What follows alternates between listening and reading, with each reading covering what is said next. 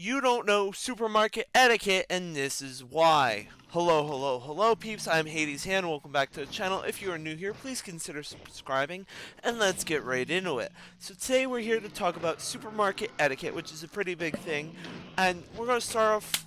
First things first. First off, if you have two kids and you need to take two kids to the supermarket because you have no babysitter, that's fine. However, if you have three kids or more than two kids in general with you at the supermarket, it becomes a circus. And you don't want to be that family that's causing a ruckus because you have too many kids you can't handle at once. Second off, if those kids are well behaved, that's fine, but most oftentimes, or at least locally, that's the thing that's the issue is spaghetti arms. Basically, where your kids touching all the shelves and touching every part of merchandise, then they fingerprint the glass door and they press their nose against it. No, no, and no. You don't want to be that family, because believe me, you will be talked about after the employees leave to go home. Trust me, it is a thing. We give pretty good stories. Anyway, don't be that family. Too many kids.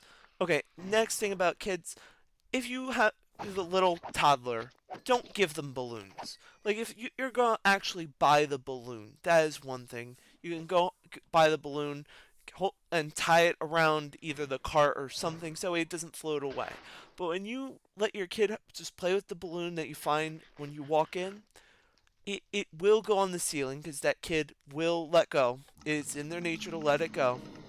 And believe me, it will get on the ceiling, and I'm the guy who has to remove it from the ceiling. I like doing it to a degree, but when parents deliberately do it and then they don't say anything, it drives me nuts. Okay, next thing. If you see something damaged, let us know. Like, don't stand there and just put it back on the shelf looking right at us. We're not going to get mad, we just want to know so we can take care of it. Okay, also, don't. This was pointed out to me as being a big thing. Don't raise a scene on the speakerphone. Like if you're having a conversation, that's one thing. That's not an issue. But when you're raising unholy hellheim on your boyfriend or whoever, don't. We don't want to hear how Felipe did whatever or how John left the toilet seat up. We don't want to hear that. Okay. Next, don't litter. If, like, say for instance, you want to leave tracks for your church or for an organization throughout the store, first off, you don't put it throughout the store like little droppings. Second off, you don't leave on people's cars. What you do, this is the proper thing to do. You wait.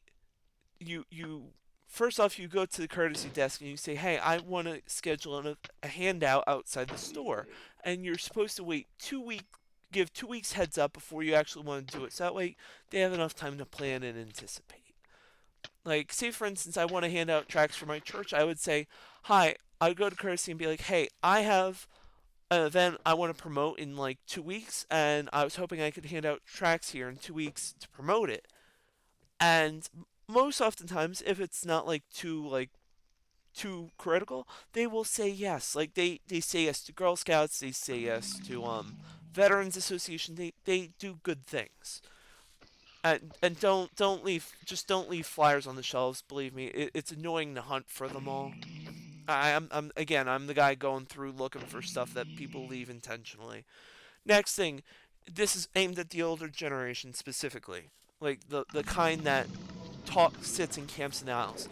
When you're having a conversation in a supermarket, don't be that person to clot the whole aisle while having your conversation. Like, it's fine to have conversations because sometimes you run into people you haven't seen, but if you're inhibiting people from doing their shopping and moving safely through the aisles, just don't. You should be cognizant of the fact that you're not the only person in that store that needs to get done, and you know. And also, don't act mad when people ask you to move. Because, take this for example, I was supposed to clean underneath the bakery section, which is fine. I like doing that. But then two ladies started standing there, and gave them plenty of space. Finally, I got to a point where I needed to clean right behind them. I was like, "Ma'am, excuse me, I have to get in there and clean." And she seems really annoyed that I had the nerve to ask her to move. Don't be that person. Please don't be that person. And also, when you're looking at things in the aisle, don't walk straight down the aisle. Either go down the right side of the aisle or go down the left side, but don't go right in the middle. What else? There was something else I was supposed to discuss. Also, this was pointed out to me by one of my cashier friends. When you hand money to a cashier, you don't set it on the surface. What you do is you hand it directly to the cashier, or wait until they can hand it, and then you hand it. You don't just set it on the surface, because then they think you want the money to be handed to you on the surface too. Just hand it to them directly. Um, let's see. There's a few other things. Also, don't just use common sense. If you see something wrong, see something messy, let us know.